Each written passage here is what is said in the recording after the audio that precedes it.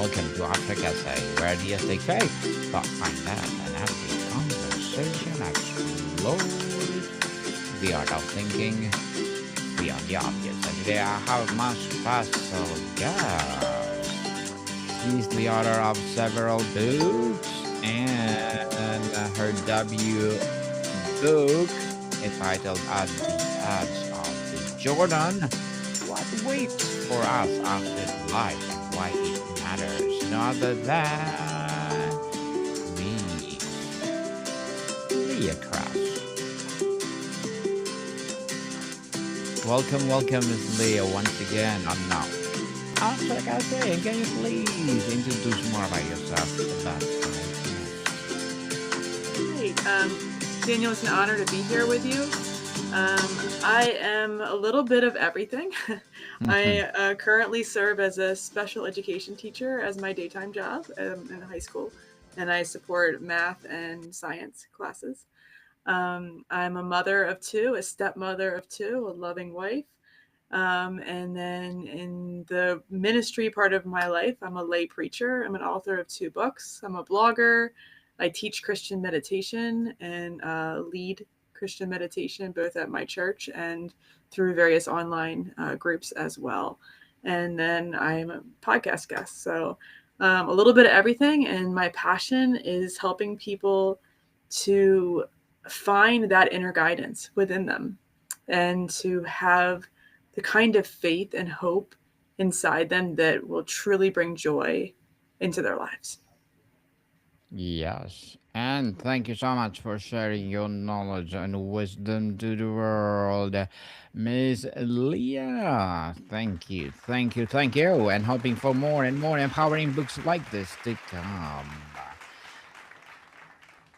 What was the personal catalyst or specific event, a question or season of life that compelled you to write a book on this profound and often daunting topic?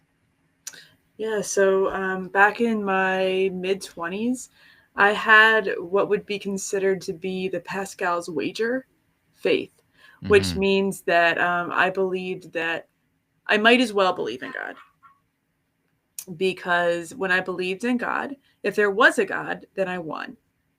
If there wasn't a God, it didn't matter.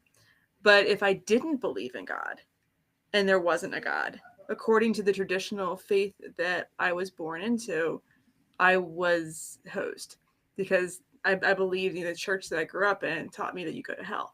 And so that's what I expected to happen. So I went with the, you know what, if I believe in God, I got all my bases covered. But that didn't leave a whole lot of inner fulfillment for me. And I wanted to believe because it was true. I wanted to believe because in my heart I knew it was the truth, and that I to the deepest part of who I was knew that this was true. And so I began searching, and I believe God put this in front of me. This a book called God in the Afterlife, and in that book, I was introduced to near death experiences. And as I read these near death experiences, I realized, oh my goodness, this is real.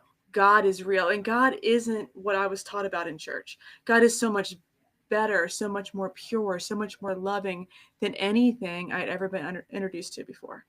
And I was just so passionate about that because instead of going from that Pascal's wager faith, now I had this true, deep faith in a God that was bigger and better than anything I could have possibly imagined prior. Yes, people, God is a loving God, even we don't deserve it. Did the process of researching and writing this book it fundamentally change your own perspective on what awaits us? If so, in what way? It definitely changed quite a bit. I think the biggest way that really surprised me, and it's why I self-published my book instead of going and trying to get. I didn't even try to get a traditional publisher for this book. Was because it doesn't fit into any religious mold. When you do this research, there's a truth that underlies all faiths that is embraced rather than any one individual faith. So there's aspects that are very true from Christianity, very true from Islam, very true from Hindu faith, very true from native faiths. But there's every once in a while there's a little bit that disagrees. And those disagreements are more about how religion is practiced rather than any true deep core of the religion. And one of the things, for instance, in Christianity is that I was raised, the idea of reincarnation just wasn't a part of anything I saw growing up. And over and over again in these near-death experiences, reincarnation was said this is true, and people crossing over who were strong, devout Christians came back saying we live multiple lives. And so I had to take this more seriously than I couldn't just write this off and say, oh yeah, well, I'm going to ignore that when I write this book. And just because it's a Christian book, I'm going to write it off. No, I wanted to include the truth. And so that surprised me. But I think that aspect really opens up life in a new way.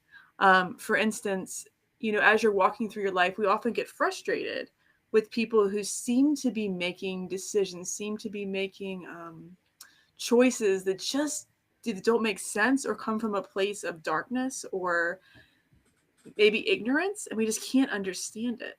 But it's a lot easier to say, maybe this is like a soul who's just beginning, who's just starting out, and who's still trying to figure it out.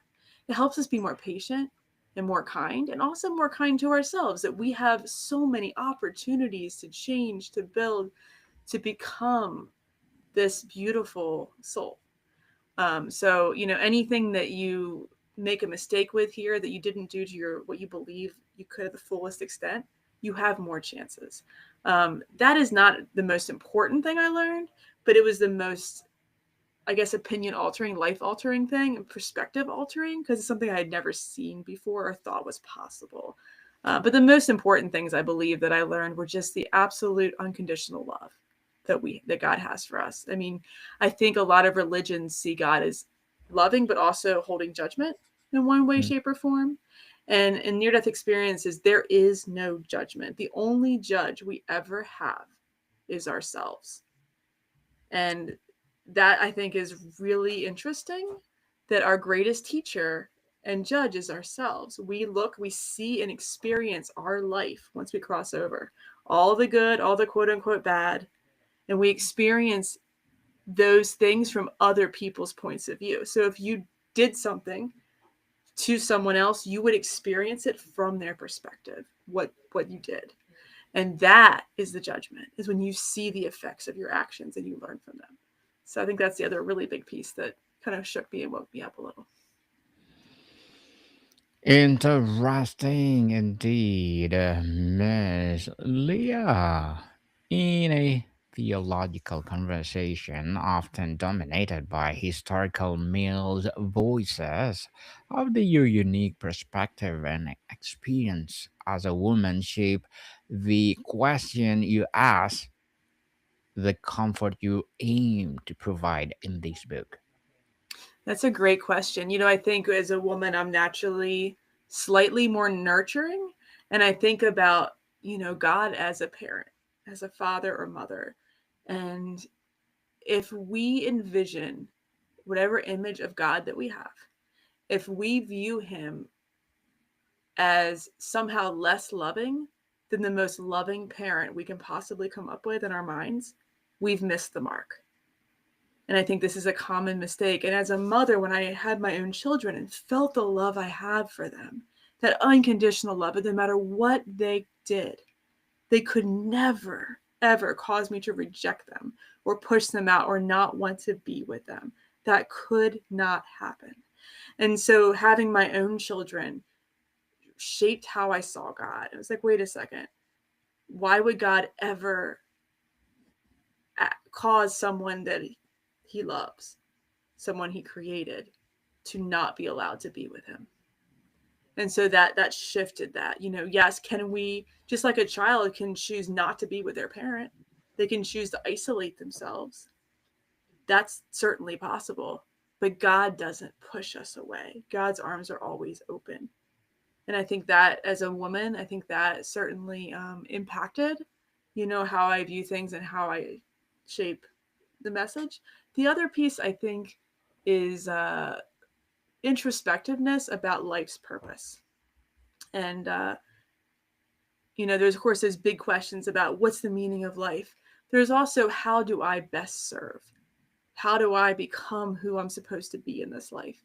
And the thing that near-death experiences show us is that if you look for the thing that pops up over and over and over again, that repeating lesson that just keeps coming back, if you look at that, you'll see the trend and the lesson you're supposed to learn. So for me in my life, after I read these near-death experiences and began writing this book, I saw that over and over again, I was being forced to see how I was attaching my self identity to a person, to saying whatever they thought of me, however they saw me, was my worth.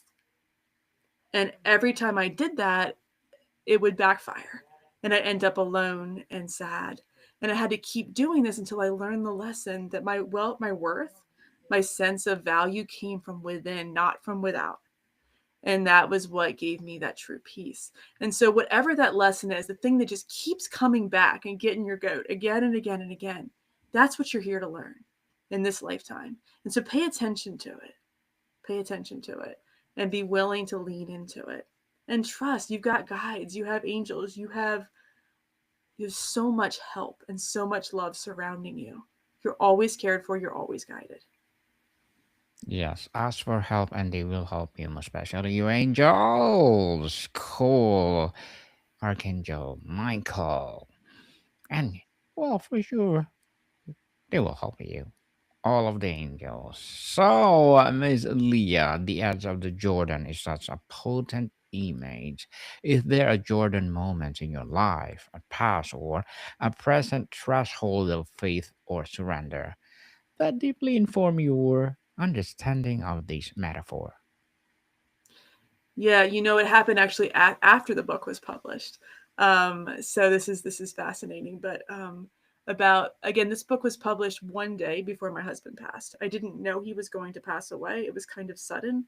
But this book was published literally the day before, and a few months after he passed away, I was um, at church and felt this call to surrender my life to God in a more meaningful way. Not just in the sense of I believe, but I want to serve with my entire life, with my entire being. And that was at the edge of the Jordan moment in the sense of crossing from this version of life to that version of life, from just going through the motions. Yeah, I wrote a book, but living my life fully in service. That's a huge shift. And and I was in church praying on this and thinking, okay, I'm willing to do it. And the coolest thing happened. The person reading the first reading got up to the mic, and she was reading about Moses going to the bottom of Mount Sinai, and God saying, "Go to the bottom of the mountain and wait for me there." She got to the end of that line, and the mic fell out of the mic stand and hit the ground. She picked up the microphone, put it back in the mic stand, and said that line again. God said to Moses, "Go to the bottom of the mountain and wait for me there." And at this point, I thought, wow, this feels like I'm getting a message right now. God, if that mic falls again, I know this is for me. Sure enough, the mic falls a second time out of the mic stand, hits the ground. She picks it up, puts it back in, and repeats the line a third time. God said to Moses, "Go to the bottom of the mountain and wait for me there." And so I went home, I sat down, I prayed, and I said, all right, I'm in. Whatever you want to do with me, I'm here. And over that next week or two, I went through an incredible transformation where I was given some abilities that don't matter in and of themselves, except that I'm able to serve with them. And that's when I became a preacher. My pastor, within a month of that, came to me and said, "Can you preach?" I don't know. I didn't ask for this. He just saw it in me, and I became a preacher. And so it's really cool how when we surrender our lives, they can be used in amazing ways and we can get that guidance. So that edge of the Jordan moment of going from living life for me to living life for God. And I'm telling you, that other side of the Jordan River for me is just so much more fulfilling and joyful. Thank you for that empowering story, Miss Leah. Thank you, thank you. And if you could summarize the primary emotion you hope readers feel when they finish your book and contemplate that edge, what would it be? I think peace, knowing that you are held, knowing that you are guided, knowing that your life has a purpose. Because I feel like we live so much of our life in fear. And the primary fear of every human is the fear of death, because it's the unknown.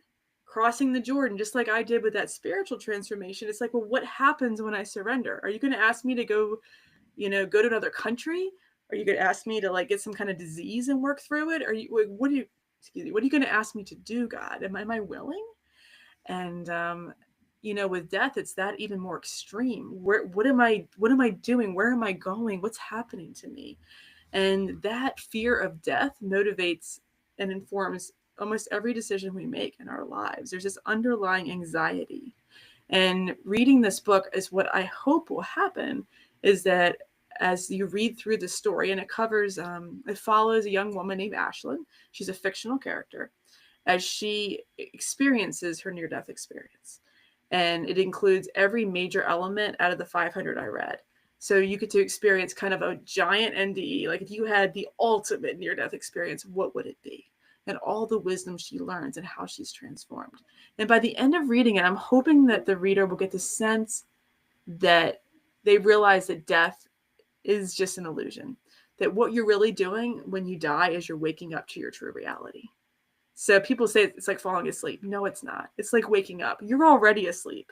When you pass on, you actually wake up. Your senses are heightened. Your experiences are heightened. Your heart is heightened. You are more alive than you are in this moment.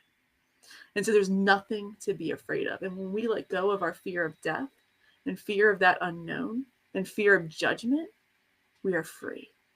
And we can live in service and genuine care and concern for each other. And I hope that's what people can get and take away from this book.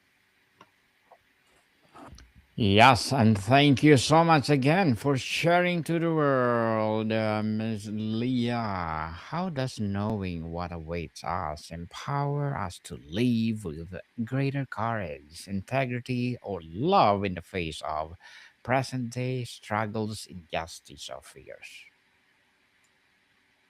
Knowing this hope, and like I said, kind of letting go of those fears, fear of death, fear of judgment, all of those things, and fear of this being the only opportunity we have.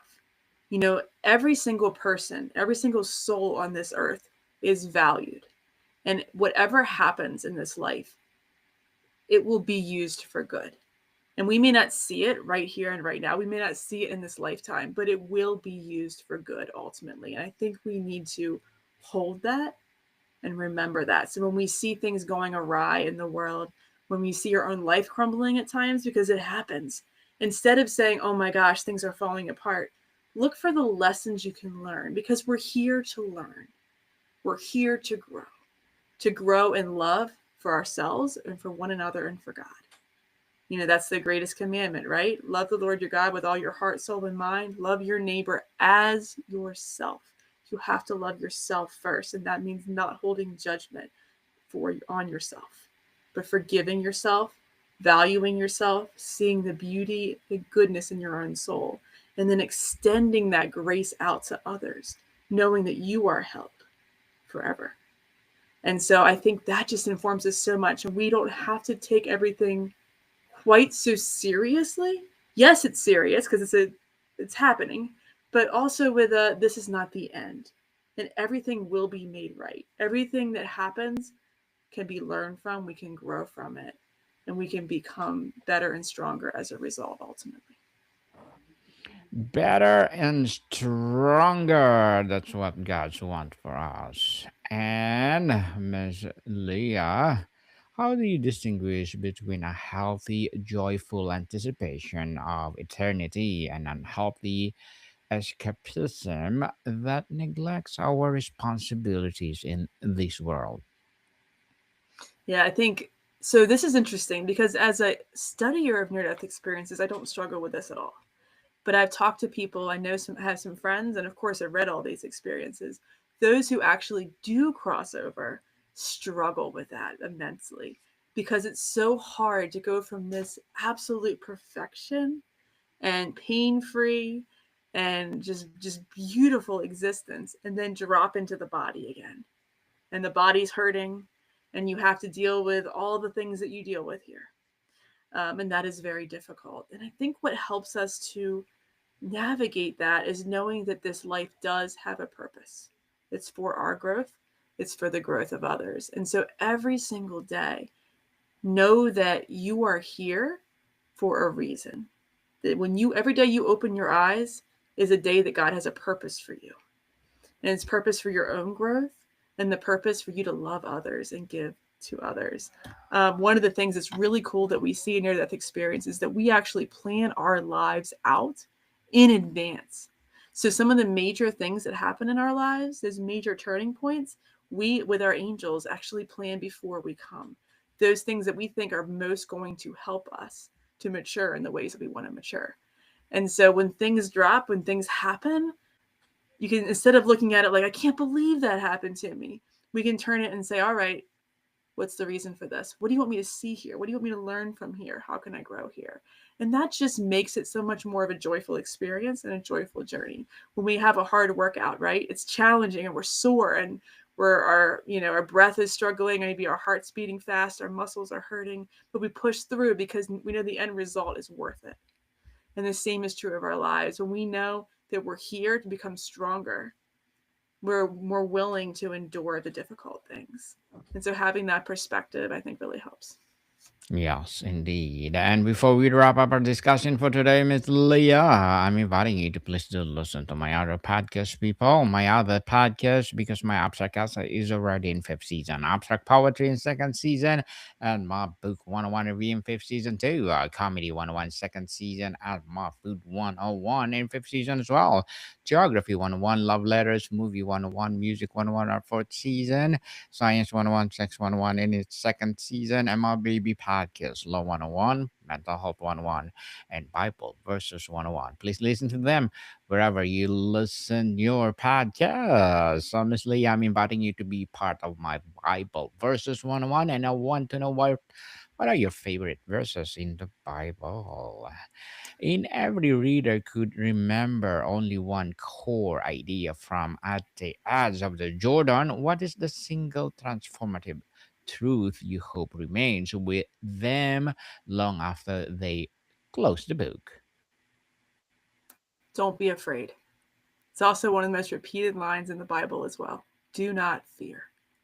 Fear is what cripples us, fear is what keeps us from following our dreams. So do not fear. I think if you were to take one thing away from this book, it's live bravely, live courageously, and live without fear. Live without fear. And thank you so much for that, Miss Leah. Thank you, thank you, thank you. And can you please invite our listeners to support all your books, your advocacy, or whatever projects that you're doing right now? Yeah. Please feel free to follow me on thecontemplativechristian.com, and that has links to my books, my YouTube channel. Forgot to mention that I'm a YouTuber as well, as well as my blog, of course, and sermons, all the things that I do. So, looking forward to seeing you there. Yes, people, let's support Miss Leah. Because if you support her, for sure, more and more empowering books like this to come. So, Miss Leah, thank you so much for your time. And thank you. Have a More to great come, night. people. Yes, more to come, people. See you soon.